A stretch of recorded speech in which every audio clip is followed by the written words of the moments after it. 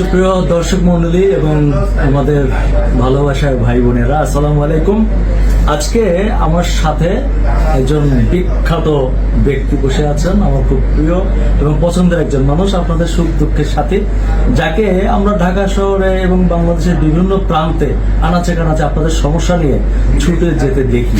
একজন লড়াকু সৈনিক, ওয়ান ম্যান আর্মি, দেশের বিভিন্ন সমস্যা নিয়ে কাজ করেন, সাধারণ মানুষের পাশে গিয়ে দাঁড়ান বিপদ আপদে।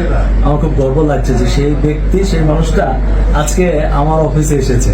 আমি খুবই গর্ববোধ করছি যে এই মানুষটি আমার সাথে আছে। রায়হান ভাই বলেন। জি, আসসালামু আলাইকুম।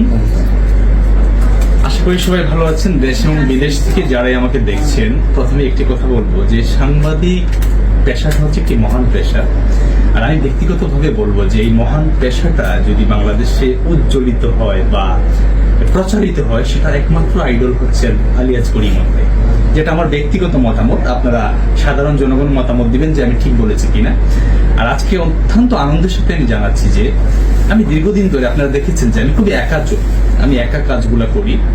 অনেকেই, অনেক প্রতিষ্ঠান আমার সাথে সম্পৃক্ত হতে চেয়েছেন, অনেক সংস্থা অনেকভাবে আসার চেষ্টা করেছেন। তো আমি চেয়েছি সবসময় যে আমি এমন একটা মানুষের সাথে নিয়ে আগাবো যিনি সবকিছুর উপরে ব্যক্তিত্ব নিয়ে ভাববে।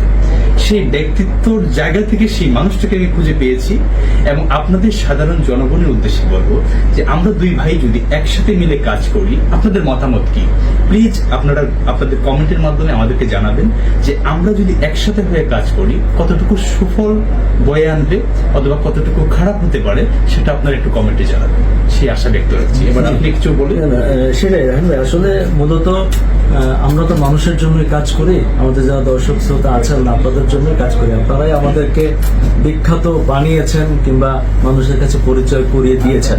তো সেই জায়গাটা থেকে আমরা সবসময় চেষ্টা করি আপনাদের সেবায় নিজেকে নিয়োজিত রাখতে। আমি সবসময়, আপনারা দেখেছেন আমার বিভিন্ন কর্মকাণ্ডগুলো, আমি কিভাবে চেষ্টা করছি সমাজের জন্য কিছুটা হলেও কাজ করার জন্য।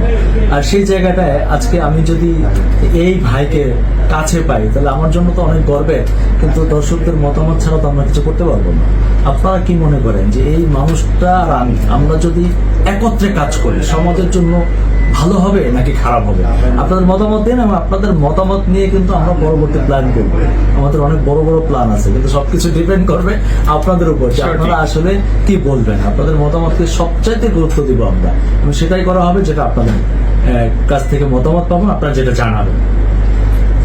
তো আজকে বিদায় নিচ্ছি, সবাই ভালো থাকবেন এবং আল্লাহ পাকের কাছে শুকরিয়া আদায় করছি এবং দোয়া চাইব যে আমরা দুই ভাই যাতে কাজ করতে পারি। কিন্তু এটা আসলেই নির্ভর করবে আপনাদের মতামতের উপরে, কারণ জনগণই একমাত্র পারে প্রত্যেকটি মানুষকে তার সর্বোচ্চ জায়গায় নিয়ে যেতে। আপনাদের মতামতের উপরে আমরা ইনশাল্লাহ পরবর্তী প্ল্যান করবো। সবাই ভালো থাকবেন। আসসালামু আলাইকুম।